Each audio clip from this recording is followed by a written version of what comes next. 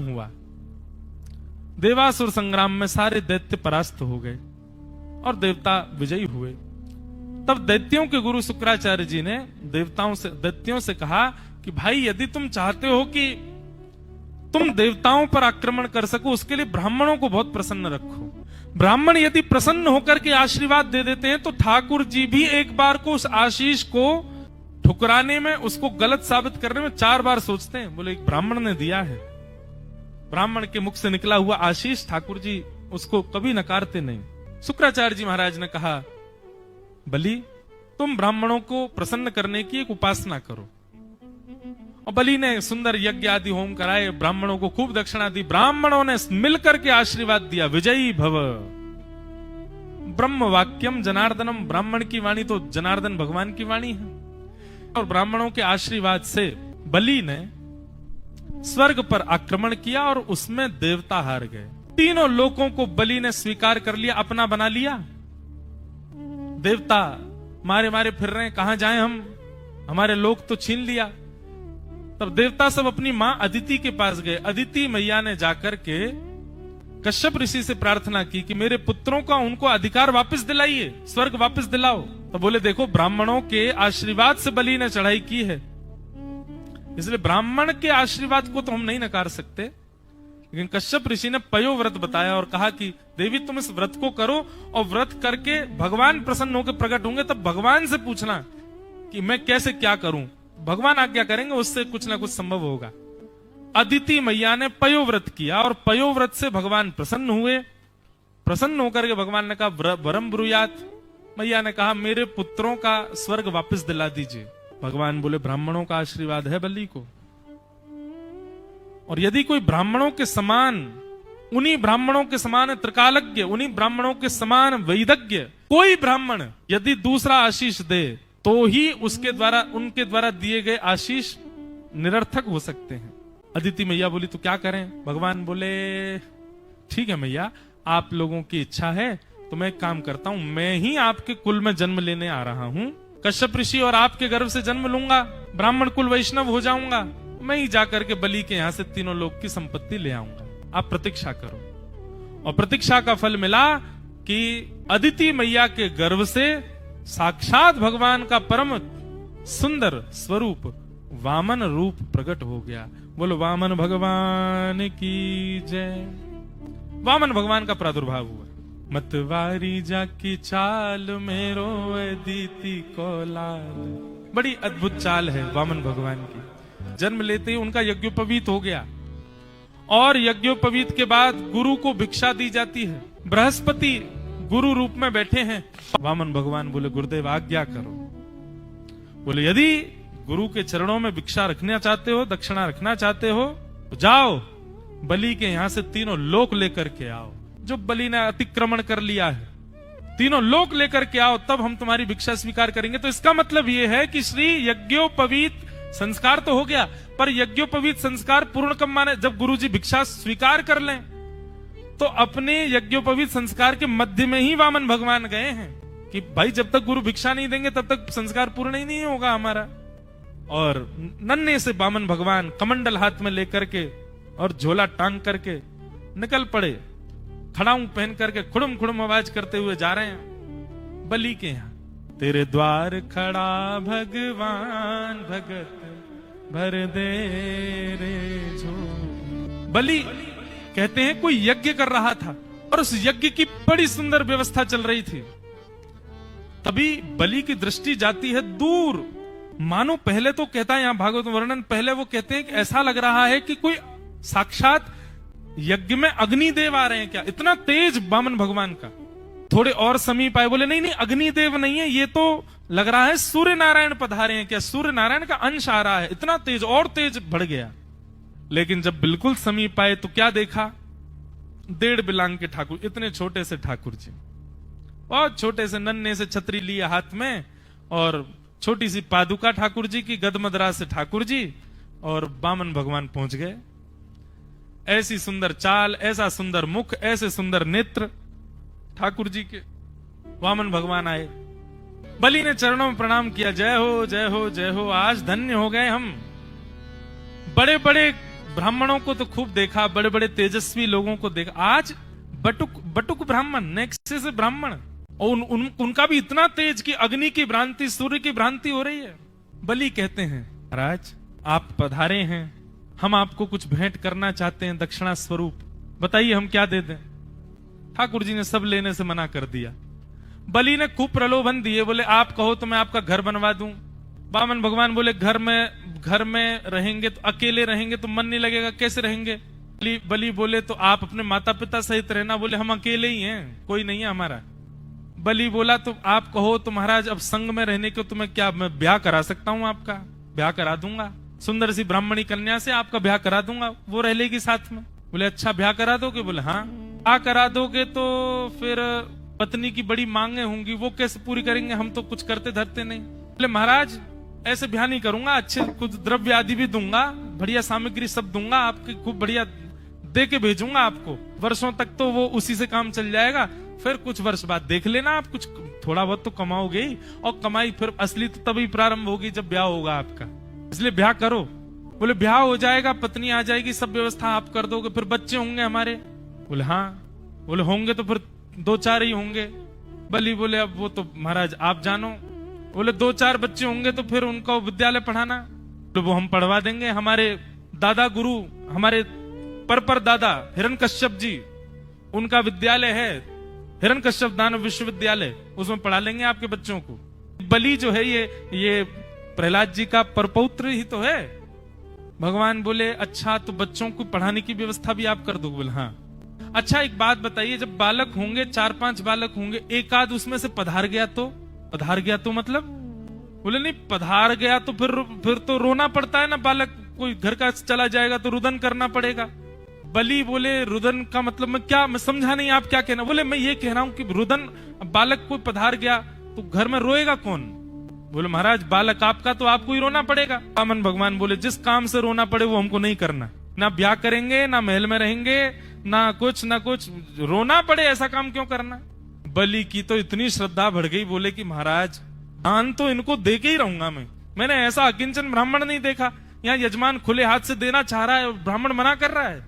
बलि की ऐसी निष्ठा हो गई। दूर खड़े शुक्राचार्य जी तिरछी नजर से देखने लगे, बोले ये कैसा ब्राह्मण है भाई, बलि ने सब व्यवस्था के लिए कह दिया, पीछे हट रहा है।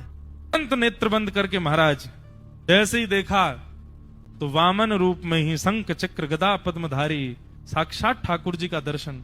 तुरंत शुक्राचार्य जी दौड़ करके गए, बलि का हाथ पकड़ करके पीछे खींचा। बोले बलि हम तुम्हारे गुरु हैं, हमारी आज्ञा मानोगे? बोले गुरुदेव आपकी आज्ञा सर्वोपरि है, कोई दान पुण्य नहीं करना, कुछ नहीं देना, इनको बोल दो कोई दान वान नहीं देना, आप जाओ। बोला महाराज जो दान की शिक्षा आपने ही दी है और आप ही कह रहे हो दान देने से मना कर दे, ऐसा मत कहो भगवान। बोले देख तू हमारा शिष्य है, हम तेरा भला चाहते हैं, हम तुझे स्पष्ट कह दें ये ना तो बामन है ना त्रेपन है, ये साक्षात भगवान है, ये कोई बालक नहीं है। और सुन ये 3 पग जमीन मांगेंगे तुझसे, और नहीं विश्वास तो तुम पूछ के देख ले, ये 3 पग जमीन मांगेंगे। बलि लौट करके गया, चरणों में प्रणाम किया, बोले भगवान कुछ तो मांगना पड़ेगा, और प्रलोभन दिए। मन भगवान सुनते सुनते अंत में बोले अच्छा ठीक है तुम देना चाहते हो तो एक वस्तु दे दो। बोले क्या? 3 पग जमीन दे दो। 3 पग जमीन नाम सुनते ही बलि तो गुरुदेव की तरफ देखे, लेकिन वो प्रसन्न हो गया। बोले क्यों? बलिहारी गुरुदेव की जो मुझे गोविंद दियो बताए। हे गुरुदेव बलिहारी आपकी, आपने मुझे बता दिया ठाकुर जी है मेरे द्वार पे। चरणों में प्रणाम किया। बोले भगवान 3 पग जमीन, आपकी बात तो ठीक है पर ये कैसे संभव है 3 पग जमीन? वामन भगवान बोले पहले पूरी बात सुनो, 3 पग जमीन चाहिए और हमारे पैर से ही नपी हुई चाहिए हमको। बलि बोला चुल्लू भर पानी में डूब जाऊंगा मैं, त्रिलोकी का साम्राज्य है मेरे पास, तीनों लोकों का राजा मैं, उससे आप 3 पग जमीन, वो भी आपके पैर। महाराज मेरे हाथ हथेली बराबर तो आपका पैर भी नहीं है, 3 पग तो आप मेरी हथेली पे ही चल जाओगे, इतनी सी जमीन और त्रिलोकी के स्वामी से मांग रहे हो आप। 2.5 नहीं लेंगे, 3.5 नहीं लेंगे, 3.25 भी नहीं लेंगे, 3 ही लेंगे और अपने पैर से नपी हुई लेंगे। देना हो तो दो, नहीं तो हम जा रहे हैं। बलि लौट करके आया, बोले भगवान गुरुदेव आपने बड़ी कृपा करी, भगवान है पर ये 3 पग जमीन के लिए क्यों पीछे पड़ रहे हैं? शुक्राचार्य जी बोले तुमने तीनों लोक हड़प लिए हैं देवताओं के, तुमने जैसे ही संकल्पित किया कि मैं 3 पग जमीन देने का वरदान देता हूं, ये तुरंत विराट हो जाएंगे और इनका एक पग ही इतना बड़ा हो जाएगा कि 2 लोग तो उस एक पग में आ जाएंगे, दूसरे पग से ये तीसरे लोग को नाप लेंगे, और तीसरा पग रखने के लिए कोई जगह ही नहीं बचेगी, सबको 2 पग में नाप लेंगे। और जब तीसरा पग रखने के लिए इनके पास कुछ नहीं बचेगा, तब ये तुझको बंदी बना करके नरक में भेज देंगे। क्यों? दान का संकल्प करने वाला यदि पूर्ण ना करे तो नरकगामी होता है। ये सारी योजना है देवताओं की और परब्रह्म की। मैं तेरा गुरु हूं, तुझे समझा रहा हूं, मत दे। प्रहलाद जी के वंश का बालक है बलि। महाराज, यदि ये ब्राह्मण है ना तो 3 पग जमीन ही लेकर के जाएगा, और यदि ये परमात्मा है तो मुझे भी लूट ले जाएं, मेरा पूरा साम्राज्य ले जाएं, मुझे कोई चिंता नहीं, पर मैं दान देने से मना नहीं करूंगा। बलि चला गया, बोले ठीक है महाराज, मैं 3 पग जमीन देता हूं। जैसे ही संकल्प करने लगे, शुक्राचार्य जी कहते हैं कि उस संकल्प के उस जल झारी में जाके उसकी तंतु में बैठ गए, तो जल ही नहीं निकलेगा तो संकल्प ही नहीं होगा, अपने शिष्य को बचाऊंगा मैं। तो महाराज वामन भगवान ने एक कुशा निकाली अपने आसन में से और कहा, बलि कुछ फंस गया भीतर, साफ करो। बलि ने जैसी कुशा भीतर डाली तो शुक्राचार्य जी बैठे थे, एक आंख पधार गई उनकी। जैसे ही जल हाथ में दे करके संकल्प किया कि 3 पग जमीन देता हूं, प्रद दे, जैसे ही कहा भगवान तुरंत विराट हो गए, विशाल रूप धारण कर लिया। एक पग से 2 लोगों को नाप लिया, दूसरा पग बढ़ा करके तीसरे लोक को नाप लिया। तीसरे लोक में जैसे ही पग पहुंचा ठाकुर जी का, तीसरा पग रखने के लिए कुछ नहीं बचा। आज्ञा कर दी शेषनाग को, जाओ बलि को बंदी बनाओ। इसने 3 पग जमीन देने का वरदान दिया था। बलि को जैसे ही बंदी बनाया, बलि चुपचाप बंधन में बंध गया। भगवान छोटे हो गए और बोले, हमने 2 पग में तीनों लोग नाप लिए, तीसरा पग कहां रखें बताओ। बोले पहले शेषनाग को कहो मुझे छोड़ें तब बताऊंगा। छोड़ दो। बलि मुक्त हुए, नीचे बैठ करके बोले, भगवान देखो, पहली बात तो आपने जब वरदान मांगा तब तो आप छोटे से थे, अचानक आप बड़े हो गए, ये तो छल किया ना आपने। दूसरी बात, कोई बात नहीं, आप सर्वसमर्थ हैं, कुछ भी कर सकते हैं। पग से आपने तीनों लोग नाप लिए, पर तीनों लोगों का स्वामी तो अभी भी बैठा है। 3 लोग नापे पर 3 लोगों का अधिपति मैं हूं, मैं तो अभी भी बैठा हूं। लाइए तीसरा चरण मेरे सिर पर रख दीजिए, मुझको भी स्वीकार कर लीजिए। जैसे ही कहा तीसरा पग मेरे सिर पर रख दीजिए, वामन भगवान तो वहीं पिघल गए। बोले, अरे हम तो तुमको छलने आए थे, तुम्हारी भक्ति ने तो हमको भावुक कर दिया।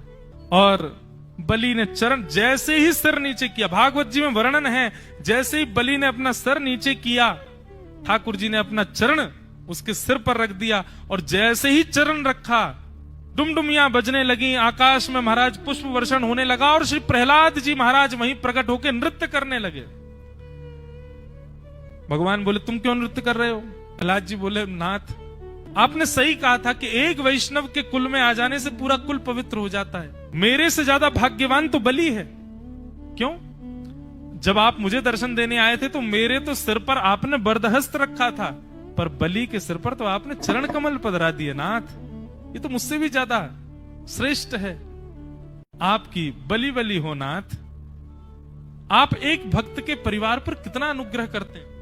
बलि से भगवान ने कहा, कुछ मांग लो बलि, हम बड़े प्रसन्न हैं तुमसे। बलि बोला, दे दोगे? बोले हाँ। वरदान दीजिए मुझे। बोले क्या? जब जब अपने महल में जाऊं और महल से निकलूं तब तब आपका दर्शन हो। भगवान के मुख पर उदासी आ गई। बोले, ये क्या तरीका है, महल में जाऊं महल से आऊं तो आपका दर्शन? सीधे कह दो दरबान बन जाओ हमारे। और बलि इतना ढीठ बोला, हाँ यही समझ लीजिए, मेरे दरबान बन जाओ आप। जब जब महल में जाऊं महल से निकलूं आपका दर्शन हो। ठाकुर जी बलि के प्रेम से रीझ करके उसके दरबान बन गए। द्वार पर शंख चक्र गदा पद्मधारी श्रीमन नारायण साक्षात खड़े हैं बलि के यहाँ। लक्ष्मी जी को बहुत विरह हो गया, ठाकुर जी आ ही नहीं रहे, बलि के यहाँ पर द्वारपाल बन के खड़े हैं। लक्ष्मी जी ने आकर के भगवान से कहा, चलो। बोले, मैं नहीं जा सकता, हम भक्त पराधीन हो, पूरा विश्व मेरे पराधीन है, पर मैं अपने भक्त के अधीन हूं, मैं कुछ नहीं कर सकता यदि भक्त को मैंने वचन दे दिया तो। लक्ष्मी जी बोली, आप वैकुंठ नहीं चलोगे? बोले, नहीं चलेंगे, जब तक बलि नहीं कहेगा तब तक नहीं जा सकते।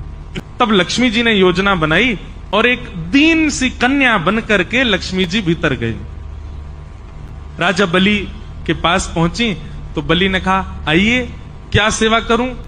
तब लक्ष्मी जी बोली कि मेरे कोई भाई नहीं है और मैंने जब से आपको देखा है तब से आपको ही अपना भाई स्वरूप माना है।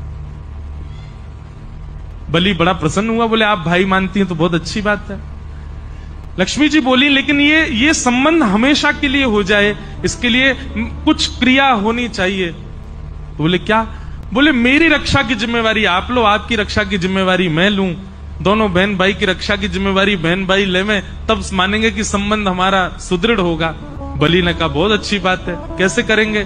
लक्ष्मी जी ने कहा कि मैं एक सूत्र पहना दूं आपको, ताकि जब जब उस सूत्र को देखो तो मेरी याद आए कि हाँ मेरी बहन है, मुझे उसकी रक्षा करनी है, और उसके बदले आप उपहार मुझको दे देना। उस उपहार को जब मैं देखूंगी तो मुझे भी स्मरण आएगा मेरे भाई हैं, मुझे उनकी रक्षा का भाव रखना है। बलि बोले ये बहुत अच्छी बात है, लाओ सूत्र बांधो।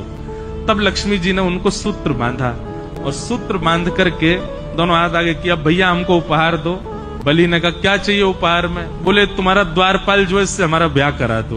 बलि बोले अरे वो द्वारपाल नहीं है, जगत पिता परमात्मा पर ब्रह्म नारायण साक्षात परमेश्वर हैं, वो तो मेरी भक्ति से रीछ के द्वार पर खड़े हैं, वो द्वारपाल थोड़े। बाहर से ठाकुर जी झांक के देख रहे हैं अंदर क्या चल रहा है, मुझे आज बरी करके ले जाएगी कि नहीं। लक्ष्मी जी बोली भैया अब वही मांगा है तो वही चाहिए मुझे, आप मेरा ब्याह। अरे संभव ही नहीं है, उनका ब्याह केवल पराम्बा जगदम्बा लक्ष्मी से होता है, वो और किसी का वर्ण नहीं करते। ये कहते ही वो कन्या लक्ष्मी के रूप में प्रकट हो गई। बोले मैं लक्ष्मी ही हूं, आपने लक्ष्मी के हाथों से सूत्र धारण करवाया है, मैं आपकी सदा के लिए बहन हो गई हूं, अब कृपा करके मेरे प्राणनाथ को मुझे वापस करके और भेज दो। तब बलि ने कहा ऐसे नहीं दूंगा, अब विवाह मांगा है तो फिर मेरे ही भवन में आपका विवाह होगा, मेरे सामने। मैं दुनिया तो कन्यादान करती है, मैं पुरुष दान करके दूंगा, तब ले जाना। तो फिर ठाकुर जी का विवाह हुआ और जिस प्रकार कन्यादान होता है ऐसे ठाकुर जी का दान किया बलि ने, लक्ष्मी जी को ले जाओ। तब से ये प्रथा है कि श्रावणी के दिन ये हम लोग रक्षा सूत्र अपनी बहन से बंधवाते हैं और उसी को रक्षाबंधन का उस दिन भैया वो साक्षात लक्ष्मी हैं, उनको प्रणाम करो, उनको वंदन। सब भाई लोग ध्यान से सुनो, उनको प्रणाम करो,